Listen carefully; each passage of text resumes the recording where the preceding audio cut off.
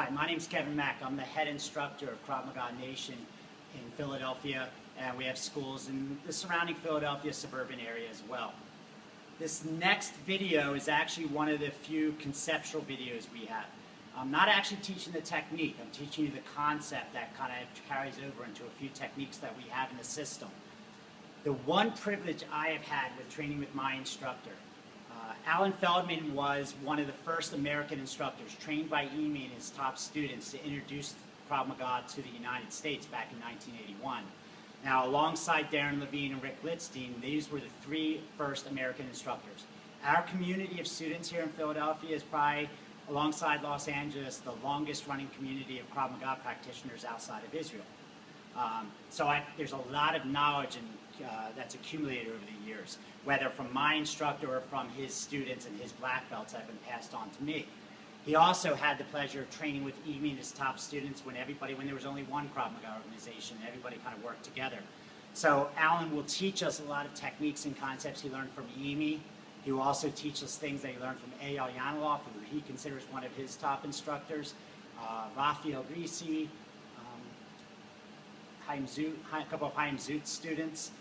There's people that he's had the privilege of working with on and off. He's also trained with Darren Levine, and he'll come back from vacation saying, hey, I learned this. So we, as Alan's students, have accumulated we've been the recipient of a wealth of knowledge that's come from all these different Krav Maga instructors. So we're not really teaching the experience of one person, but of multiple Krav Maga instructors. Some of our techniques and these strategies are pretty old school. Some people still teach them, some don't. This concept you will see in some of the newer techniques or the most common Krav Maga techniques. The other one, maybe not so common. But the concept we're trying to get across here is how my instructor would always describe it is as out of control, in control.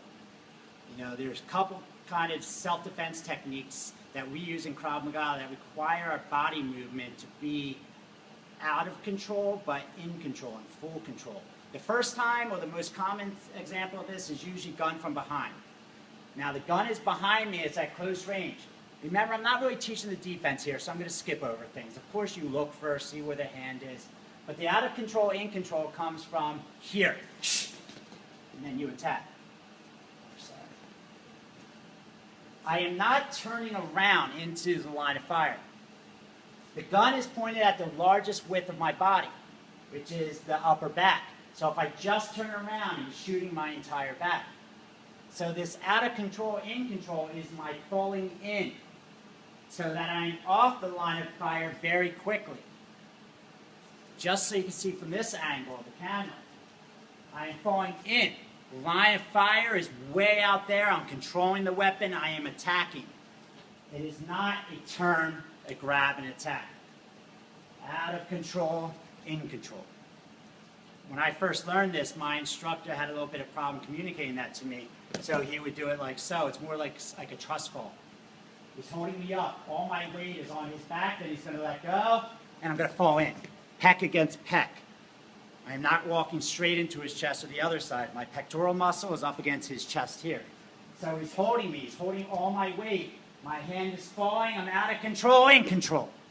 So that way, if you're holding the gun, you now know you feel the gun, you feel the pressure, and you roll in, control the weapon, attack, takeaway.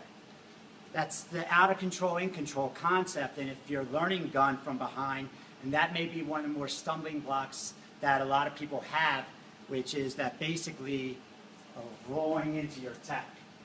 And you'll see that in a lot of different situations. We were teaching defense against hair grabs. Neither one of us have hair. But if he was pulling me from my hair from behind, I am not turning into it. I am dipping my shoulder down and coming into the attack. Same thing with the shirt grab. He's pulling me at the shirt here. I'm dipping in, out of control, in control. I am not resisting his pull. I am going with it, boom, and attacking. So anytime, if the guy has my bag, he has a shirt, he has a jacket, he's pulling my hair, the whole time he pulls and I feel that tugging, out of control, in control, coming into the attack. Most of you have seen that. The other time he teaches, my instructor would teach this to me and how I teach it to my students, is straight punch from a natural sitting position. Our fighting stance is a privilege. You know, we learn how to fight from here. All students train from here. But my students, we also learn to throw almost all of our attacks and counterattacks from a natural standing position. You know, I'm standing naturally, I kick. I'm standing naturally, I defend. You know, my hands, no matter where they are, they're down on my side, my hands are crossed, I'm scratching my neck. I have to be able to throw my attacks from there at all times. This is, the visual field is here. You know, my hands are in this field, I can attack, but if they're here, I don't bring them up and then attack. I'm bringing them up from wherever they start. If my hand is down, it comes up. If you're in view of the camera, you see it's coming straight up there. My hand is coming straight up as if it is weighted, and it's dragging the body into it. So that he's not just feeling the hand coming up, he's feeling the weight of the whole body. It's dragging the weight with you.